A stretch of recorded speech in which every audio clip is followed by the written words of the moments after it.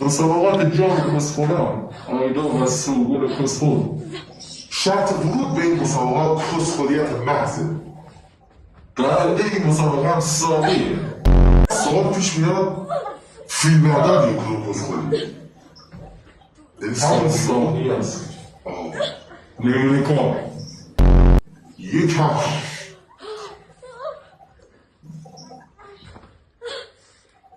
و فرماهایی که اینا میزنن باشه خودزنیه. یعنی میتونی این ویدیو رو به عنوان تبلیغ کالا به وزیر شرکت کامل سازی. من خودم یکیشو میکنم. چی؟